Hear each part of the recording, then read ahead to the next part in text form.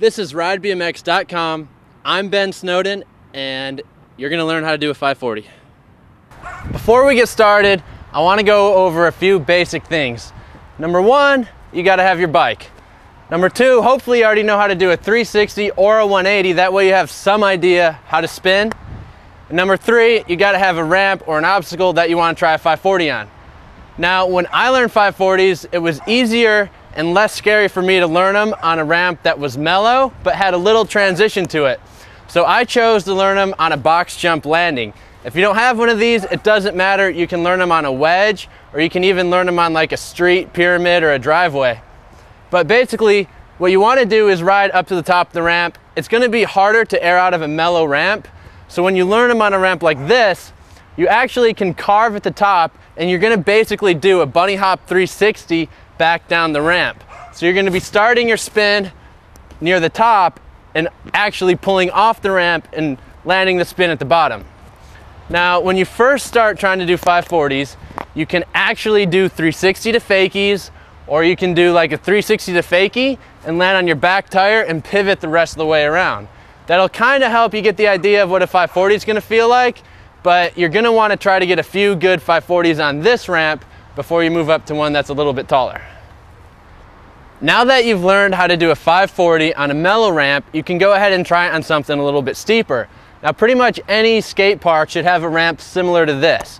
You can use the takeoff of a box jump, you can use a dirt lip on a dirt jump, anything. Generally, this one's 6 feet tall. It's going to be a little bit easier to do an air, and so it'll technically be easier to do the 540, but it might be a little bit more scary at the beginning. Some people, when they try 540s, they actually try them from a quarter pipe onto a wedge at first. That kind of gives them a little bit of sense of when they're going to land, you know, they're not going to really have any impact, or, you know, it might be a little more forgiving at first to land on a wedge, and that may help you build confidence to try it on the real ramp.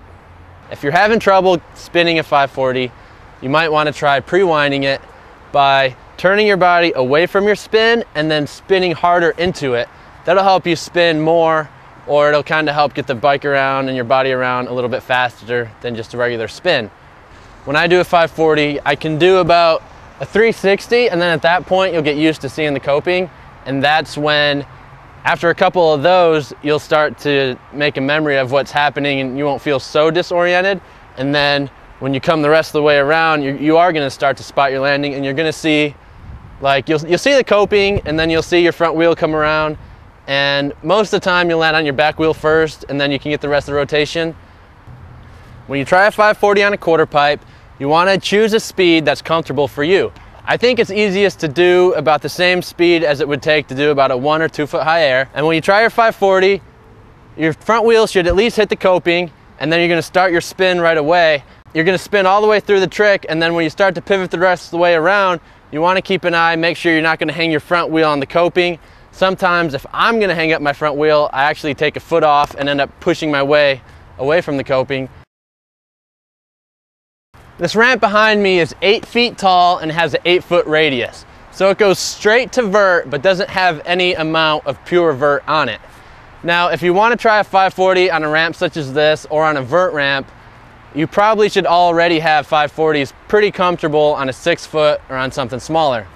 The main differences I'm going to talk to you about is when you're hitting a steeper ramp, you're not going to be pulling away from the ramp like you would on something that's mellow. So when you ride up the ramp, you actually need to compress your body into it, and it's going to feel like you're spinning just on a wall that continues all the way up past the ramp. It's going to feel a little bit weird at first. It's really nothing to be scared about. You can kind of start at the coping and spin a couple 540s, and if you land low, go ahead and try going a little bit faster, because the faster you hit the vert, the more likely you are to stick to the vert and come down catching more of the transition.